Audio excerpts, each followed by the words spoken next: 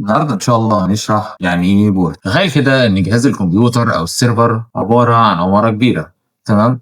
والعمارة دي فيها أبواب وشبابيك كتيرة جدا، كل باب أو شباك مسؤول عن خدمة معينة. الأبواب والشبابيك في عالم الشبكات هي اسمها البورد. طيب يعني إيه بقى بورد أصلا؟ البورد أو المنفذ بشكل مبسط هو الرقم اللي بيستخدمه الجهاز عشان يعرف البيانات اللي بتتبعت رايحة لأنهي خدمة بالظبط. يعني لما بتفتح موقع معين على الإنترنت البيانات مش بس بتروح للأي بي أدرس، لكن كمان بتروح لبورت معين، وده لأن الجهاز ممكن يكون شغال عليه خدمات كتير في نفس الوقت. خدمات مثلا زي مواقع الويب، زي الألعاب الأونلاين، زي برامج الدردشة، زي خدمة ال FTP أو خدمة ال SSH، وكل خدمة من دول ليها بورت ورقم خاص بيها. يعني مثلا أشهر بورت للمواقع العادية هو بورت 80. أما بالنسبة للمواقع الآمنة فبتستخدم البورت 443. ولو واحد بيتصل بسيرفر عن طريق خدمة ال SSH ففي الغالب بيستخدم البورت رقم 22. ولو حد بينقل ملفات فبيستخدم بورت 21 بتاع ال FTP. طيب ازاي العملية دي بتحصل بشكل مبسط؟ عشان تتخيل الموضوع ببساطة، تخيل ان انت مثلا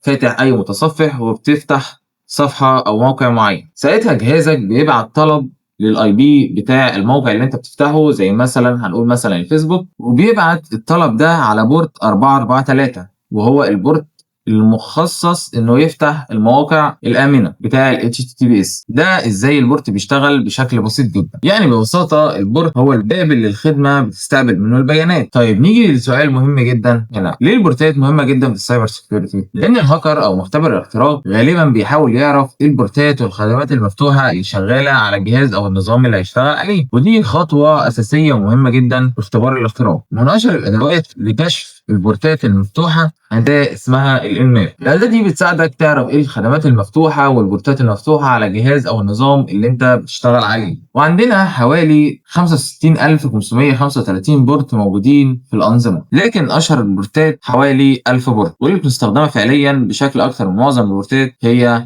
50 بورت. يبقى النهارده عرفنا ان كل بورت يساوي خدمه، تمام؟ يعني انت لما بتطلب خدمه، انت لما بتيجي تشغل اي حاجه بيكون ليها رقم خدمه معين، هو ده بيكون البورت. اشهر البورتات زي 443 بتاع ال HTTPS، وبورت 80 بتاع ال HTTP، وبورت ال SSH رقم 22. وعرفنا ان فحص البورتات مهم جدا لاي حد شغال في السايبر سيكيورتي. ان شاء الله في الفيديو اللي جاي هنتكلم عن اشهر البروتوكولات وهي ال HTTP وال HTTPS وايه الفرق بينهم. عشان كده ما تنساش تعمل فولو ولايك وتعمل شير للفيديو علشان صاحبك اللي عايز يتعلم.